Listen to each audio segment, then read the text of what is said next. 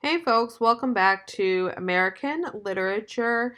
Um, we're in Unit 5 right now. We're still in postmodern literature, and so we're not going to go over a new literary period. Instead, what we're going to do is talk about the four authors that you studied for this unit.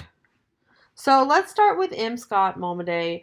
He was born in Oklahoma in 1934. His mother was Kiowa and Cherokee Native American, and his father was Kiowa.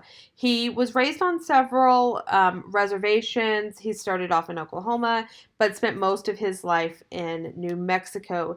His mother was a writer, and his father was a painter, so he always grew up around art and in a home that really valued self expression. So, what we read from him was selections from his book called The Way to Rainy Mountain. In its entirety, the book has 24 chapters or sections, with the addition of the introduction and the epilogue. In the textbook, we have the introduction and the epilogue and several chapters, but we don't get all of the chapters. But each one of the chapters include some mythology, and then an explanation or a piece of tribe history, and then a personal connection. And so he sets these chapters or these sections up this way. And by doing this, he's affirming his connection to both his familial history as well as the tribal history and mythology that he goes over in this book. So there's this quote that just was very striking to me. This is from the introduction. It says, "The Kiowas reckoned their statue by the distance they could see, and they were bent and blind in the wilderness." And so, he's really describing sort of the way their way of life was stripped from them. The Kiowas were hunters. They hunted buffalo, and they were a mobile tribe. They moved from place to place, and by being forced onto the reservations, they lost a lot of their tribal identity and their cultural practices. And that's kind of what he is describing in this line. So, in this piece, he kind of talks about the intentional colonization of the last indigenous culture to develop in North America. And both this picture that I have in this slide and the one a couple of slides back were painted by the author's father. And it just kind of gives you an idea of, like what his artwork looks like and what type of artwork might be valuable to the Kiowa people. But we see that Momaday chooses to focus on the Kiowa culture instead of the atrocities that were committed against the Kiowa people. So his works really help to preserve their strength and their dignity. But he does address the terrible things that happened to the Kiowa people. He talks about how his grandmother was personally connected to them. And so it gives us an idea of just how recent and how relevant these events were to both Momaday and his family. He also addresses the forced removal of the Kiowa people. He talks about residential schools, and he describes deicide, or the killing of a god, basically. And we see that by the outlawing of cultural practices and cultural religion, that these people were forcibly separated from their idea of God and their cultural practices. In our Blackboard classroom shell, I put a link to a really interesting video just from the Kiowas tribe's website, where they're talking about their language and how they are trying to reclaim some of their cultural practices. Okay, next we're going to look at Alice Walker. So Walker was born in Georgia in 1944.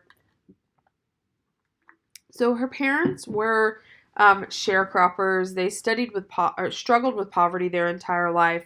Um, but she had the opportunity to get an education. She got a scholarship, and she actually got this scholarship because she was blind in one eye. She had an accident when she was about 8 years old that affected her vision. Because of this accident, she kind of lived a life of seclusion. She was separated from her siblings and other family members. She didn't go outside as much.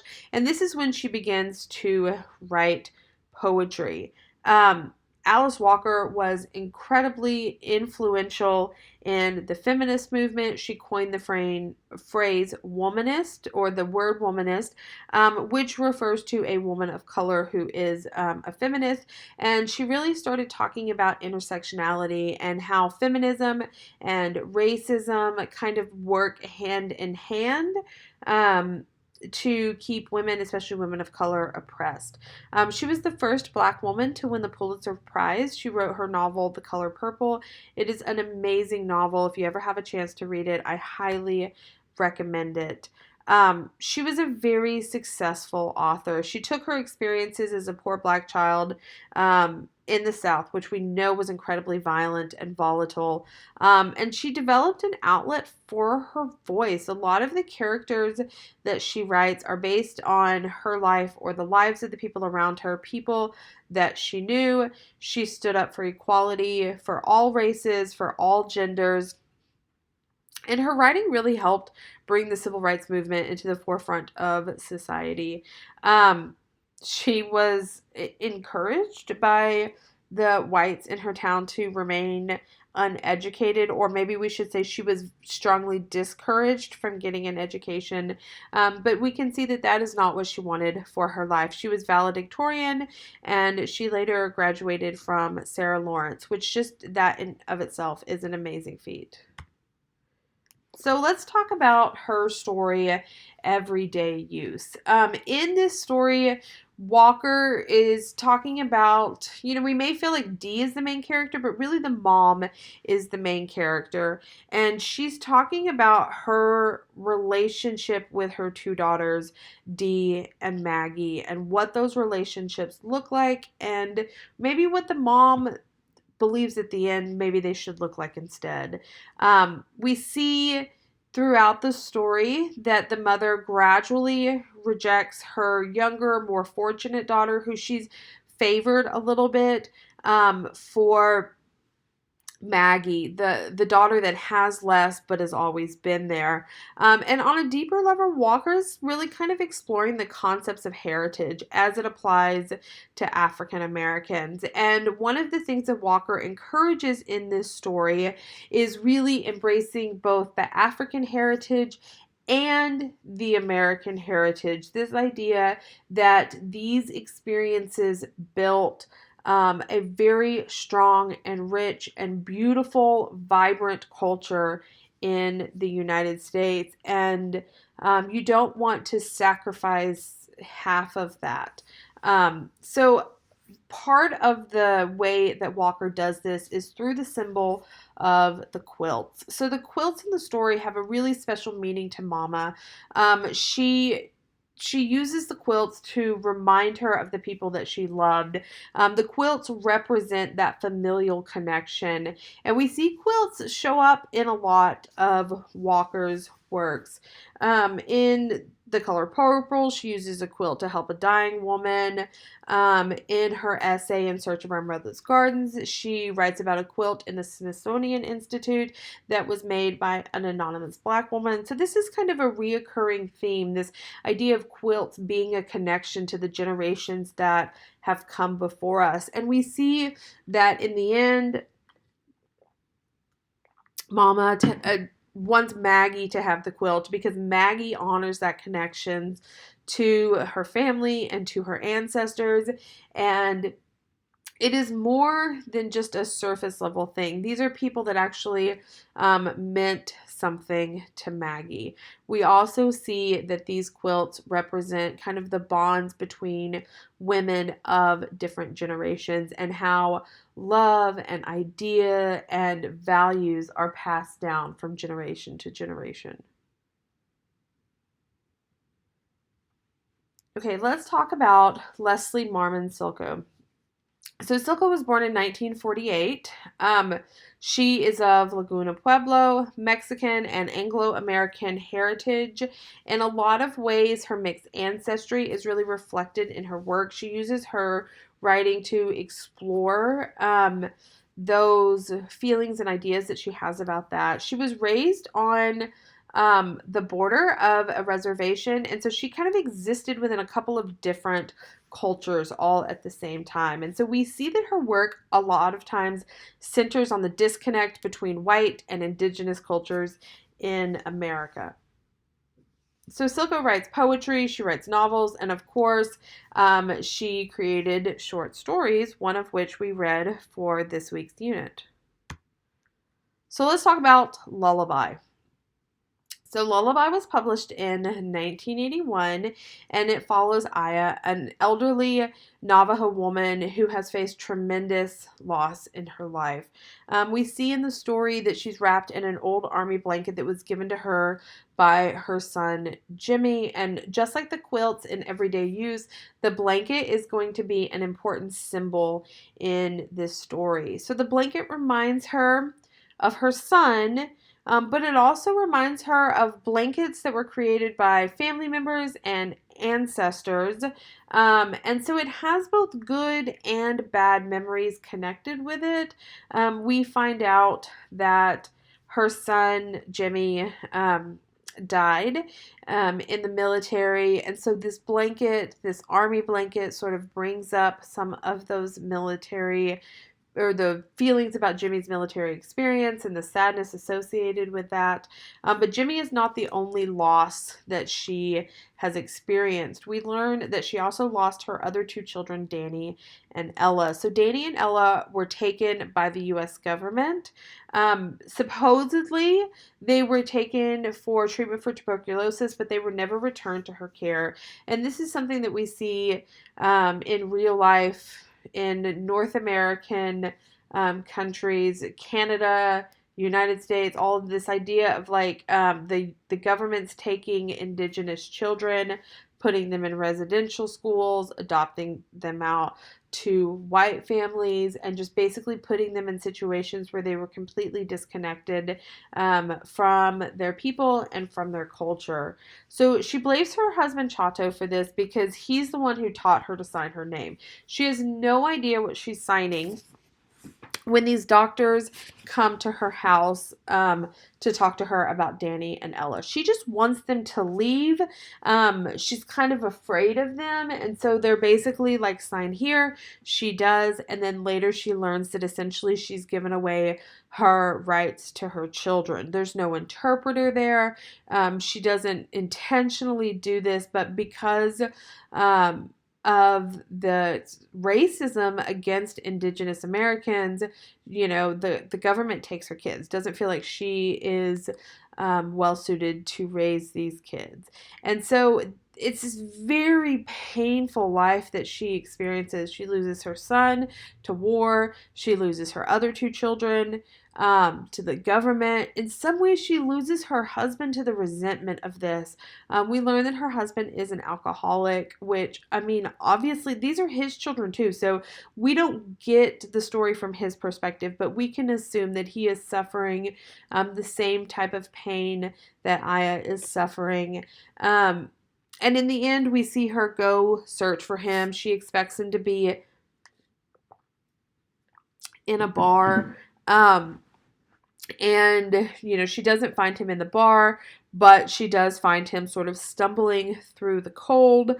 We find out that he's suffering from some sort of memory condition.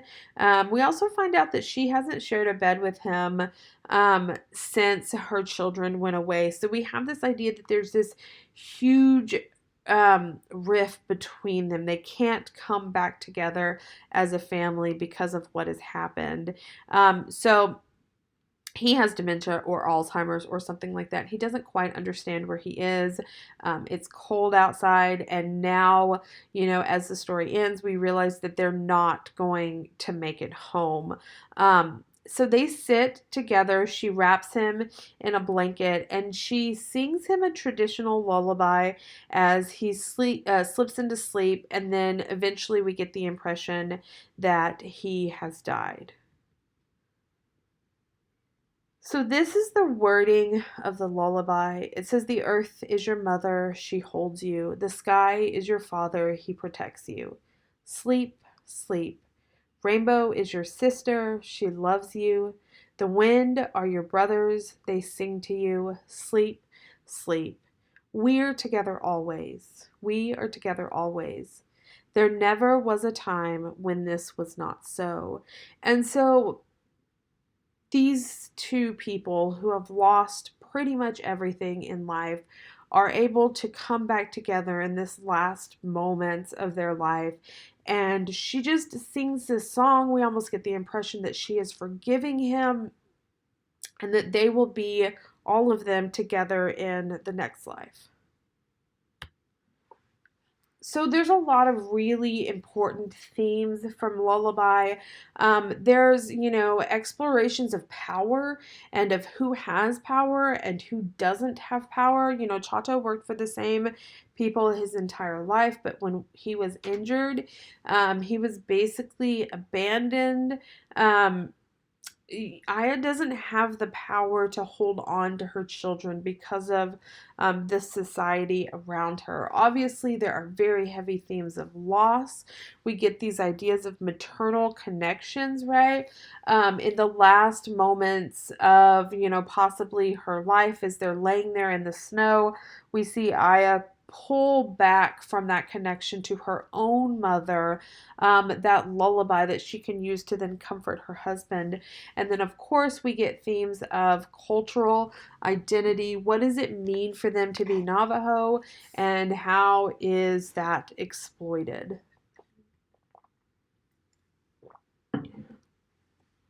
So the last author that we looked at for Unit 4 is Lee Young Lee.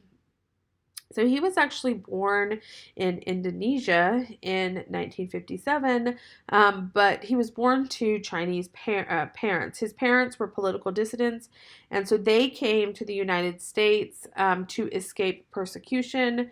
The family settled in San Francisco in 1964.